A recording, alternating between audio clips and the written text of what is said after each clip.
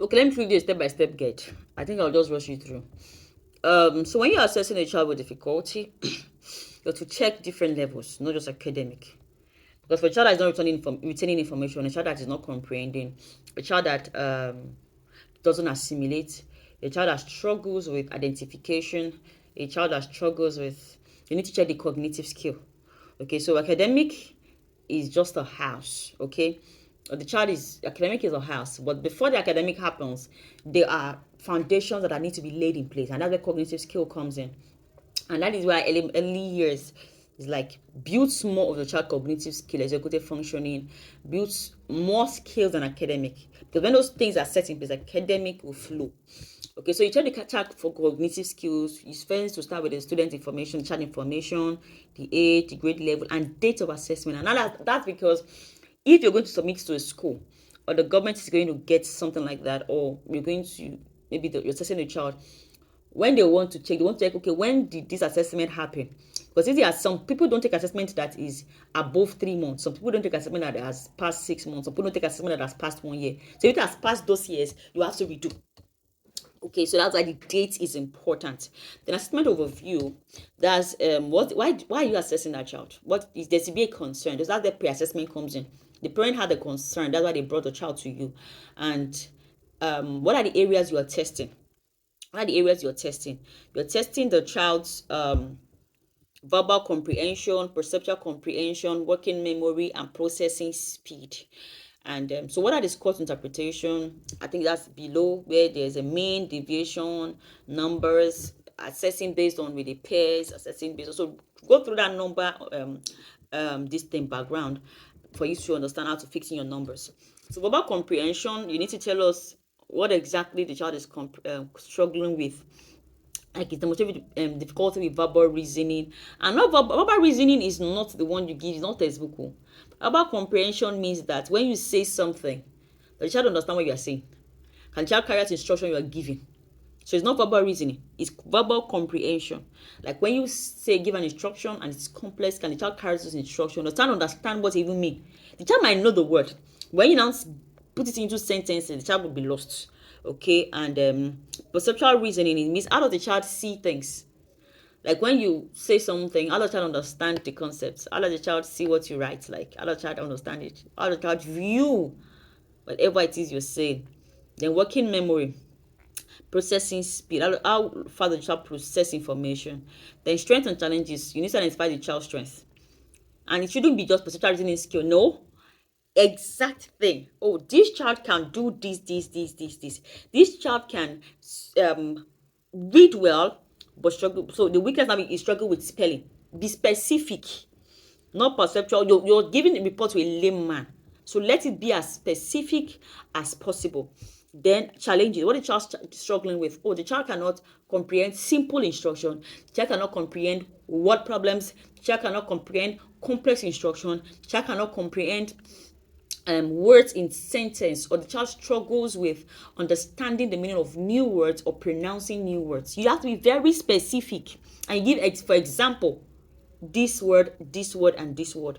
The recommendation, that's your recommendation should cover your teaching strategy, accommodation needed, and intervention. So teaching strategy, like, okay, we're teaching this child, the teacher should use flashcards, should use this, should use visuals, should use, see, there's this thing, I'm in my office today, so I can show you tools. Yeah, I have tools. Now I have tools. Okay, now this one is for dyslexic child. You know, when I talked about color coding, yeah. So when I write in the child's note, I want the child to focus on something. I will open this thing and stick it on the child's, that's writing. So the child reads. So this thing calls the child attention to what I want the child to. It's very transparent. When it's placed on the paper, the child can still read it well. I think I still stuck it on. Let me see if I have it here on any okay, I have it. Now see it here. You can still read what is there. This is it. This is the green one. Okay, so these are some tools you can use. Okay, and do you have any other thing I can show you? So you can use things like that to work with the child. Okay, you can use stuff like that. So you can say, oh, color coding. You can say what the child be using worksheets. The child will be taught in isolation. The child will be, you just tell us how you're going to help that child. Your teaching strategy, differentiated instructions. Okay, you know, we talked about differentiated instructions. So go through the differentiated instructions and you highlight how you're going to help that child. Then accommodations needed. Oh, the child will have extended time on test. The child would do tests before other classmates. The child would be given more of worksheet and written text. The child will be using assistive technology. Then what are the interventions? Oh, we are working on this. You're intervening on this. Then what's the academic achievement test? Then you go now move to the academic. What are they struggling with there? Oh, the purpose of this is to evaluate what are the child. So you go to the academics to focus on academic. What is the child struggling with? Is it math? Is it spelling? Is it reading? Is it blending? Is it comprehension? Is it calculations? Is it handwriting? Is it sizing of handwriting? Is it writing speed? You need to give us exactly. Then now move to behavioral and emotional assessment, and that's why you do your behavioral therapy. Because some children is that they're having behavioral issues. Immediately they know that they're not performing well academically. It's that exhibiting some certain behaviors. So you also need to attend to that behavior, because if you don't attend to that behavior, you can't get them in academics. So you also give their behavioral observations. Oh, this child is hyperactive. Oh, this child get distracted easily. This child attention span is short, and this child get aggressive when he's not getting. This child get easily frustrated. You need to tell us the specifics, okay? And so that is that on assessment. And then now we move to the next one, which is the overview. So the assessment interpretation is you. I'm coming, please. The assessment interpretation is you now talking about the total thing you've written out. So you start from the introduction.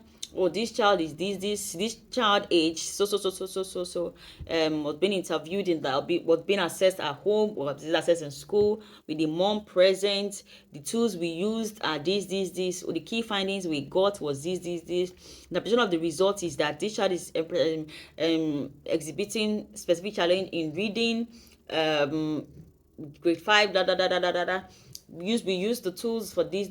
So when you write your weak tools, tell us what you did under the weak tools, like materials you used, what the child could do, what the child could not do, behavioral, or the child attention span lasted for only 1 minute, and the child then ran to meet the mom, and then we had to do some movement break, then came back to continue with this activity. Or the child couldn't calculate on its own, couldn't calculate as I need on his own. The child didn't understand place value. The child, so you have to tell us exactly what you did with the child that made you come about the number or calculation, not just you have to tell us exact activity you did, and that is how you get your assessment result interpretation. I hope I helped with this. Then I don't know if I talked about IEP, yeah? So this now helps with you building your IEP. And your IEP must be smart, which is it should be specific. So it is like, okay, I'm coming, let me give an example here. But it's basically when you say, oh, I'll be working on Sarah has, I'm trying to make it so short, I'm coming. Okay, so now I'm going to use this child now is dyslexic, yeah, and we've already talked about the academic strength, the academic challenges, and then the impact on the disability or the difficulty on the child's learning. So we are doing smart goal now, and it's more of, oh, what's the child reading influence. So for our goal one is working on the child reading influencing. So the listener is, oh, by the end of this IEP period, which by the end of 3 months or by the end of 6 months, the child will improve reading fluency to 80 words per minute with 90% accuracy on a second grade level passage using multisensory reading strategy. The progress monitoring will be bi-weekly oral reading assessments and teacher observations and recorded reading sessions. Goal 2, you're working on reading comprehension. By the end of 3 months, the students would correctly answer at least 4 out of 5 comprehension questions on grade level text, that's the class text, using strategies such as highlighting key details. Now, this thing I showed is very good for highlighting. So, and summarizing. So, progress monitoring, weekly reading comprehension exercises, and small group discussion with teacher-led questioning. Goal 3, you're working on spelling and phonemic awareness. By the end of the 3-month period, the student will be spelling 80% of grade level sight words and phonetic word patterns correctly in weekly spelling tests using a structured phonics program. How will you monitor this progress? Weekly spelling assessment, writing samples analyzed for correct spelling usage. And your goal 4 is writing and sentence construction. This is for dyslexic child, and this is based on the child's weakness.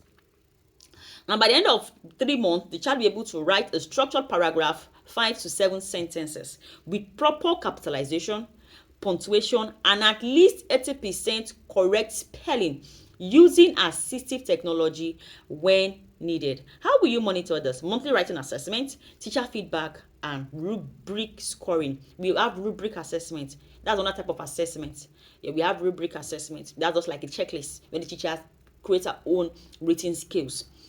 Now, commission modification, extended time for reading and writing, multisensory learning, until Gillingham-based intervention, audiobooks, tactile spelling exercises. Those are exercises that you have to use the hand to trace. Oh, storage too low. Okay. Reduce workload for written assignments when necessary, and preferential sitting to minimize distraction. So, session 4. Support services. This one will be using special need education 3 times per week, 45 minutes per day. For small group literacy support, classroom teacher 2 times per week, 30 minutes per day. Occupational therapy for writing support will be done by will be providing that. So you have to tell us the services teacher will be getting, will be providing the services, the frequency in a week, and the duration per day. I hope I answered your questions. Do have a wonderful day. Our first time, my Igwe, the anointed teacher. Ciao.